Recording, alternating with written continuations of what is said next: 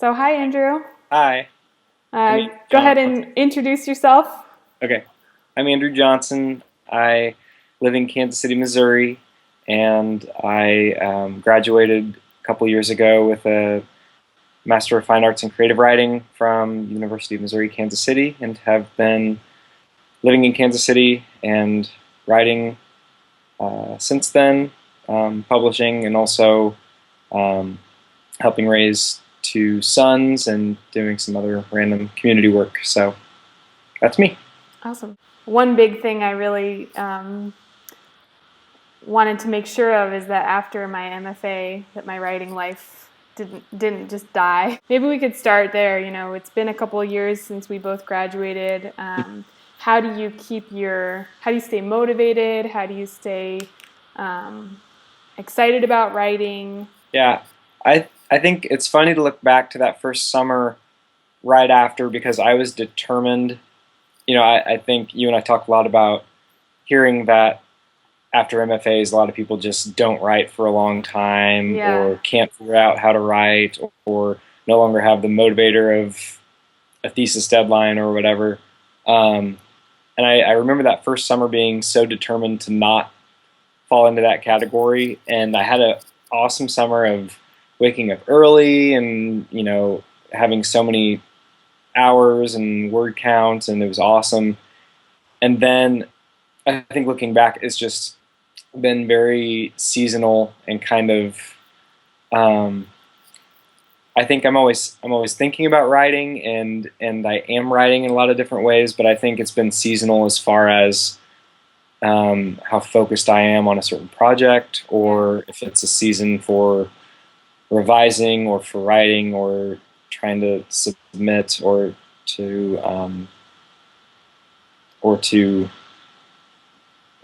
rethink what I'm doing. So I feel like it's been a lot of fits and starts over the last 2 years. Yeah.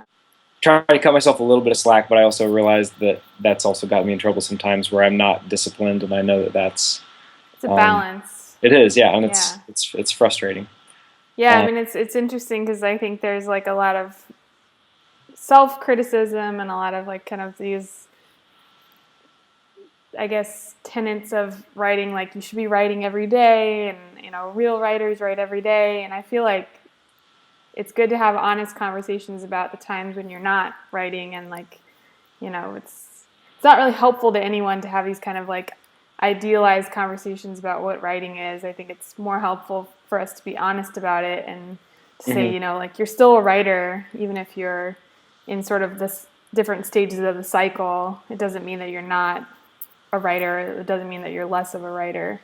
I think that's really important to talk about openly. What's like kind of the driving motivation? What keeps you writing? What makes it fun? You're raising two sons. Do you kind of like use their enthusiasm for stories and their kind of, your observations of them um, to keep it fun, to keep it playful? Or how do you kind of get that playfulness into your writing? yeah, um, I think having kids helps a lot, especially my youngest is 3 and is a toddler, and it's just Yeah, all play and wonder and figuring out how the world works and using his body and using the language he has available to him to yeah, try and figure things out.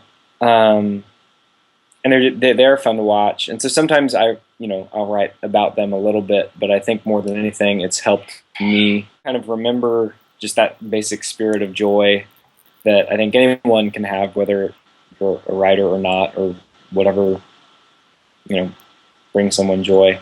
But I guess one way to think of it is, um, like I remember liking blocks as a kid mm, and building blocks. And Annan, my oldest, is really into Legos right now, and Ori will do Duplos and bigger blocks. And I think that's a good way of trying to describe like the pleasure I get from writing and building a sentence. It mm-hmm. kind of like when I'm enjoying it, because like sometimes writing just sucks and I'm not motivated, and Yeah, and it Exactly. feels, sometimes I'm writing for work, and so I just have to crank out Yeah. a very not exciting sentence, Yeah. something that Yeah. is just has to be information driven. Um, but I think when I'm enjoying it the most and when it is the most engaging to me, it's when it feels like I have this sense of this tower I want to build and these blocks available to me, and I'm finding all these different ways of piecing them together. And just, I don't know, I think I also end up wanting to write in short form. I really enjoy writing really short prose Yeah. that fits on one page because you can kind of see it as that visual um, um, tower or sculpture or something that you've pieced all these words together in different ways. And um, so yeah, that's when it's most enjoyable to me is when I'm just tinkering. Yeah, that's really cool because you're kind of bridging, you're bridging prose with almost like poetry, kind of thinking about the shape and thinking about the lines and thinking about how it looks on the page. And I know you have a piece, it's the piece that kind of is in the form of sort of bricks. It's a essay about a wrongful conviction case, and Right. I've written about one of the defendants who's in prison, and yeah, thinking of each, it's a fragmented essay, so there's all this white space in between the paragraphs, and as I was writing it, I started visualizing, the paragraphs themselves having this brick-like shape, and Mm-hmm. how it kind of built into the text, the subject matter around, yeah, constructing something, and in this case, it's Yeah. constructing a frame, a case where you frame innocent people. Do you use that block strategy to sort of sustain a longer piece? Because I think that's something I admire is your ability to tie things together and thread them together over a lot of pages. Is that your technique? Yeah, and I feel like I really struggle with trying to have a sustained narrative Yeah, me too. that is just one straight line. Like Yeah, I'm amazed by, I enjoy reading novels and other long form essays where it is just a sustained argument or a sustained narrative. I'm amazed by it, and I wish I could do it. yeah, But I think what I end up wanting to do, and I think the reason some essays demand being longer is because there are all these moving parts yeah, that up front I have this sense of how they fit together in the different places where they intersect. But yeah, it takes time, and I really enjoy the essayists. And when I write in longer form, I try to write essays where I want the reader to be figuring that out with me. yeah, And so, like, because I'm figuring it out as I'm writing, I yeah, can't then go back and make it seem like I had it all figured out and write this one fluid thing. I right. want the reader to have the experience that I'm having, which is, well, there's this piece that I can dig into, and then I can draw this little, tie over here to this piece. And I'm trying to think of what a good example might be. I mean, I think in that essay, I'm excited for it to, you know, for us to be able to post a link to it whenever it's published. Something I've learned from you is kind of exposing the back end in a way, like saying, you don't have to have it all figured out. You can kind of show the different sides. You can, in that essay, for example, you kind of show how. I'm sorry, I'm blanking on this guy's name. Brian. Brian. Uh, You show how Brian is not that different from you. How it could have easily been you in that situation. And I think it's kind of cool to show how somebody who's convicted of this crime, it's easy for us to say, oh, like kind of put them in a category, but it's cool the way that you are showing kind of the blurred lines between the two of you, and you're kind of showing that through the different ways you're exploring the angles of it. yeah, and I think in that essay too, I'm trying to, some of the other pieces there are also just trying to say, here's the crime, here's what happened. In this particular story, 6 firefighters died because of an explosion, Yeah. and it was a huge unsolved mystery in Kansas City for a long time. And people wanted resolution and closure. People wanted someone to be caught and punished for Yeah. the crime. And it ended up being 5 people who they all had alibis. They had no connection to that crime scene. But because of how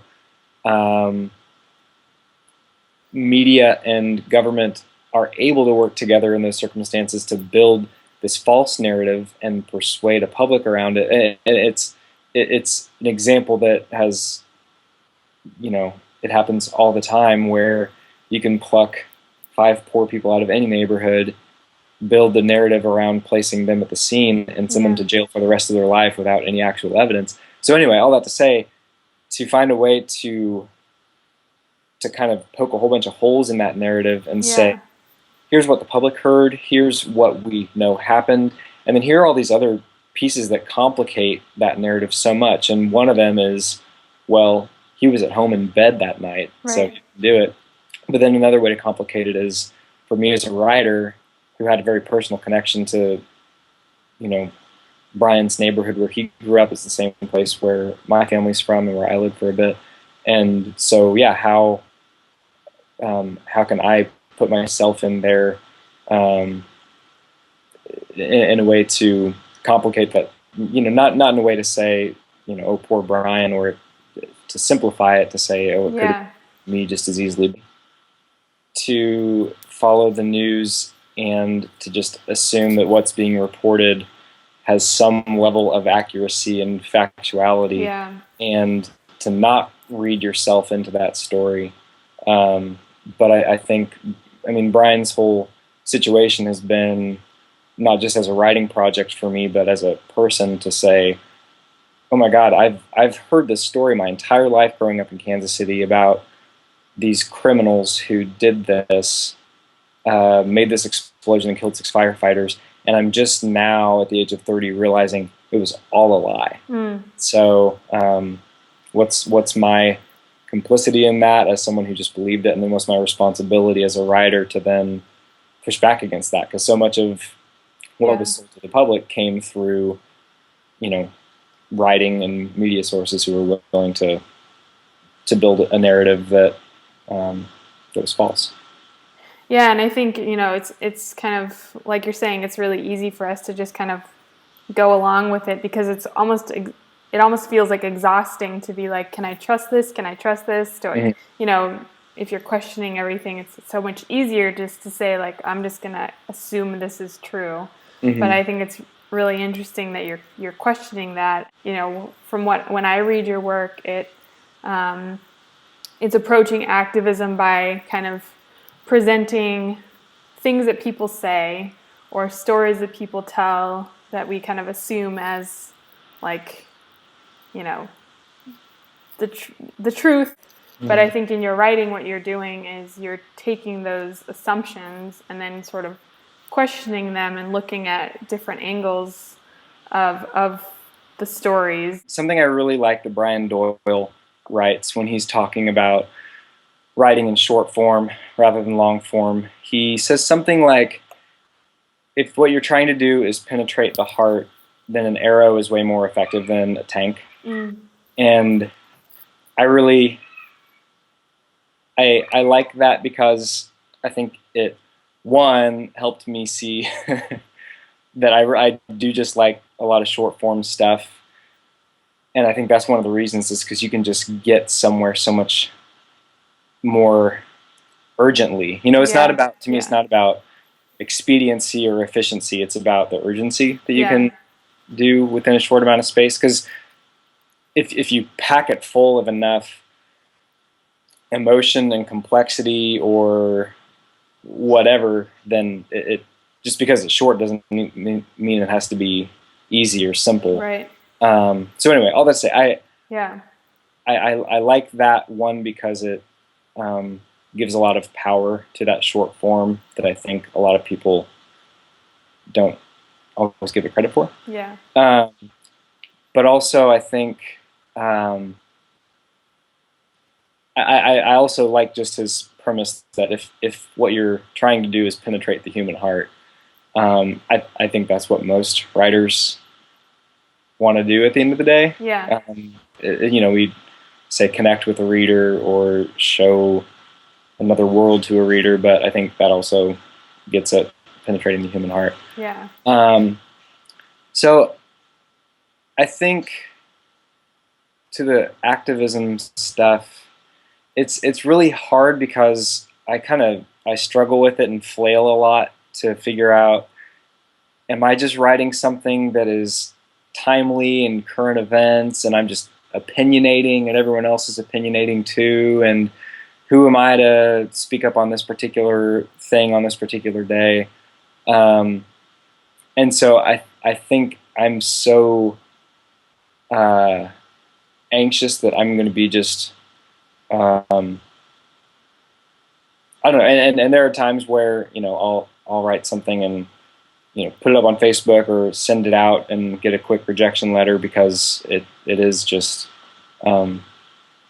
there's not a depth there to it, and I am just reacting to world events just like most of us do.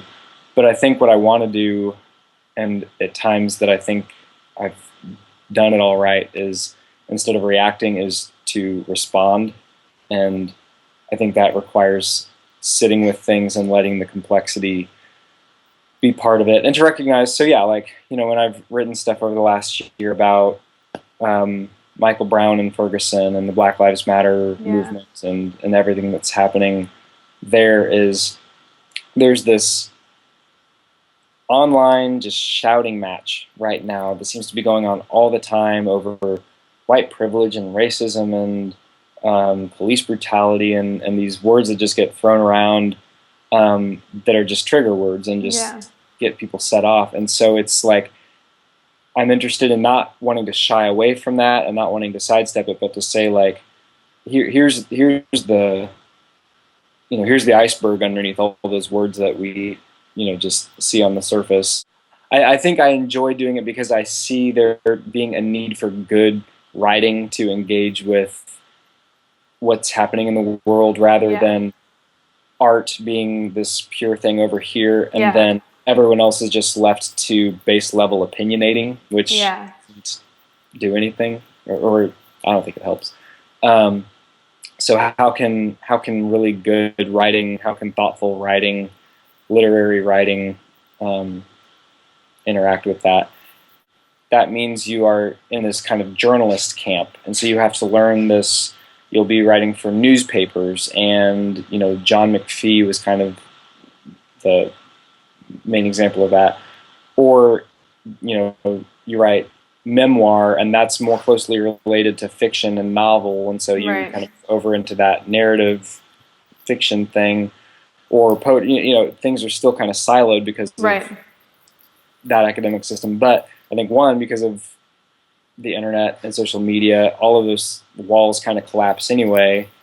But then I think there just are becoming more and more really good examples of writers who, like Ta-Nehisi Coates' new book is a great example. I haven't read it yet.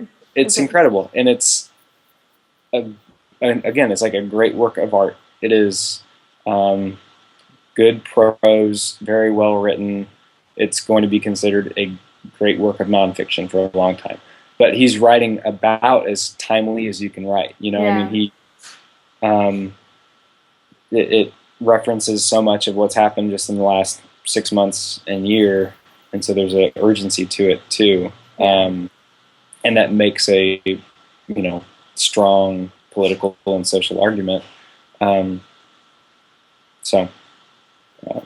But he got so much of his, there have been books like that forever, I'm sure, but he got his main audience and ability to experiment with how good writing intersects with political writing or activism through having a blog, and blogging 15 years ago didn't exist. Yeah.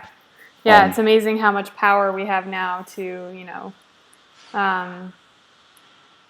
to just kind of create our own, you know, create. I think in the past it was kind of like you have to publish everything through a journal, or you have to publish everything through like an authoritative source. And now we have so much freedom, like to just kind of throw it up on the blog, or throw it up on some sort of, quick social media platform, and then kind of just put it out there. And I'm really interested in, like, because I think a lot of what trips us up is this idea that, like, the piece isn't ready yet, or like it's not perfect yet, or it's not good enough yet, or I'm not ready to send it out because it just doesn't feel ready. And it's like sometimes it never feels ready.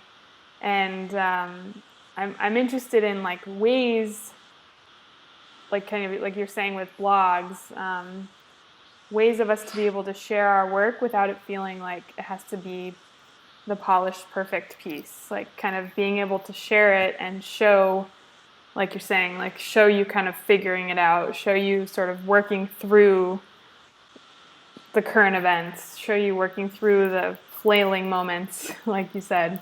I like the idea of showing the process more, rather than having it have to be this polished, perfect piece that keeps you from putting things out there more often. Yeah, yeah, and I think two examples for me in my writing this last year.